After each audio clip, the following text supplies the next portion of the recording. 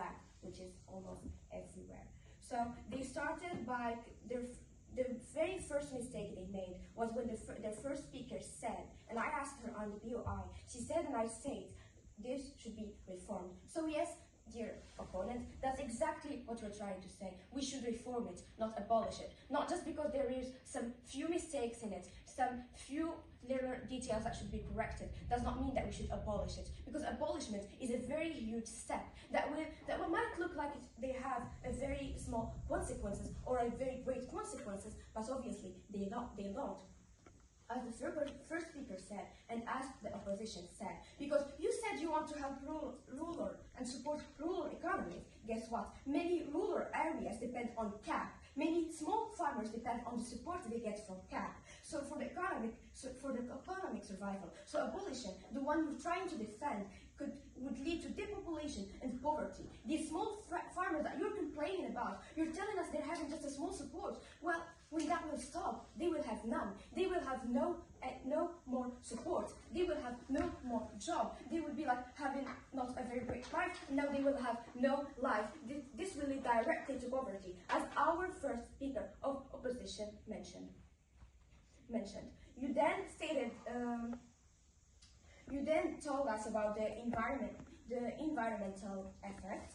Well, and you kept environmental effects. You talked about the environmental effects while also telling us that this policy, that CAP policy, was defined in the 90s, and today we're in the 2025. Well, yes, obviously, but the first speakers of the proposition, as our first speaker said and mentioned, we did two reforms to this. The last reforms had no the green subsidized, yet we haven't heard anything about them from you. But we heard from the second speaker from the opposition how they do help the environmental effect, and they limit that. Maybe it's not perfect, but that's the thing. We should perfect them. We should make them even greater.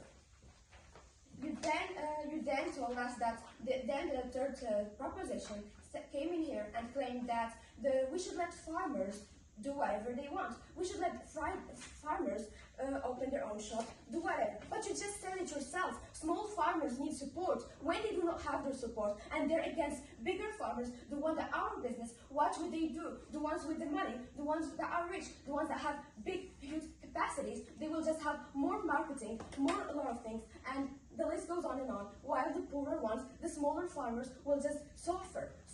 And then again, once again, as we already stated, it would just lead to poverty. Not only the poverty of the small farmers, but also the ones that are in the middle. Because what? Why? Because simply the ones that are rich, the ones that are with no control from CAP, they will have just no control. They will do marketing to businesses. They will just go ahead and just go ahead. You said the proposition also claimed they do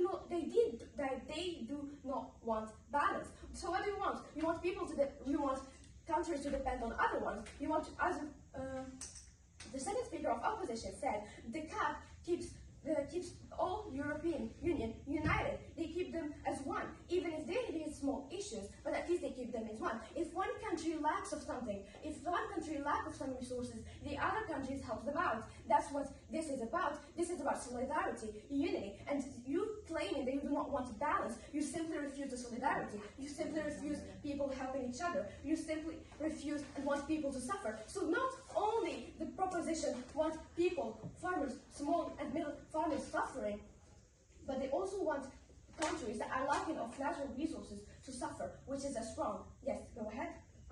You stated that, yes, the policy started in 1962, but we're in 21st century.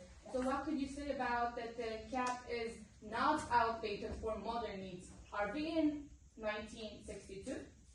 No, we aren't. And you stated yourself that there were two reforms during these years. Right, so why don't we have a term? You just kept telling us that no, we should abolish it. Yet you didn't say what a reform would be wrong. You didn't tell us why not reform it. You didn't say how a reform would go wrong, when a reform is clearly the right solution, because it will not lead to poverty, the one